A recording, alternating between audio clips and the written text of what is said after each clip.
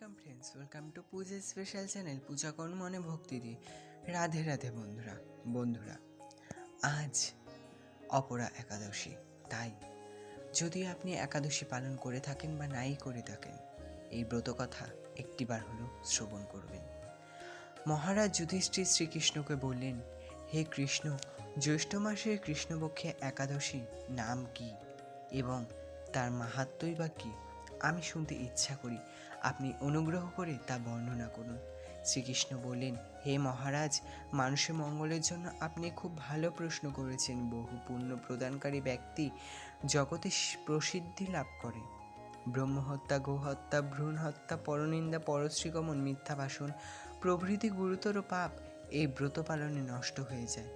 যারা মিথ্যা সাক্ষ্যদান ও ওজন নিয়ে বিষয় ছলনা করে, শাস্ত্রে মিথ্যা ব্যাখ্যা প্রদান করে, জ্যোতিষ্যের মিথ্যা গণনা ও মিথ্যা চিকিৎসায় রত থাকে, তারা সকলেই নরক যাতনা ভোগ করে।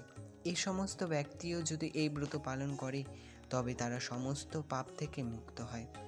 ক্ষত্রিয় যদি স্বধর্ম ত্যাগ করে যুদ্ধক্ষেত্র থেকে পালিয়ে যায় তবে সে ঘোরতর নরকগামী হয়, কিন্তু সেও এই ব্রত পালনে মুক্ত হয়ে স্বর্গগতি লাভ করে।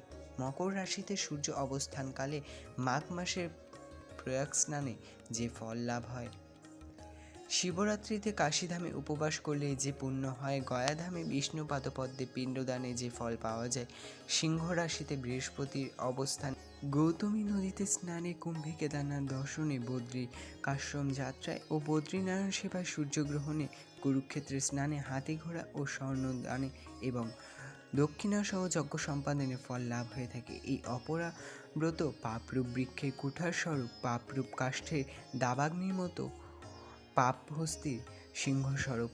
এই ব্রতে পালন করে যে ব্যক্তি জীবন ধারণ করে, জলে বুদবুদের মতো তার জন্ম মৃত্যুই কেবল সার হয়। অপরা একাদশীতে উপবাস করে বিষ্ণু পূজা করলে পাপ মুক্ত হয়ে বিষ্ণুলোকে গতি হয়। এই ব্রত কথা পাঠ ও শ্রবণ করলে সহস্র গোদানের ফল লাভ হয়। ব্রহ্মাণ্ড পুরাণে এই ব্রত মাহাত্ম্য বর্ণনা করা হয়েছে। ভিডিওটি যদি ভালো লেগে থাকে তাহলে একটি লাইক করবেন, কমেন্টে জয় শ্রীকৃষ্ণ লিখবেন ও চ্যানেলে নতুন হলে চ্যানেলটিকে সাবস্ক্রাইব করে পাশে থাকবেন। ধন্যবাদ বন্ধুরা, ঈশ্বর আপনার মঙ্গল করুক।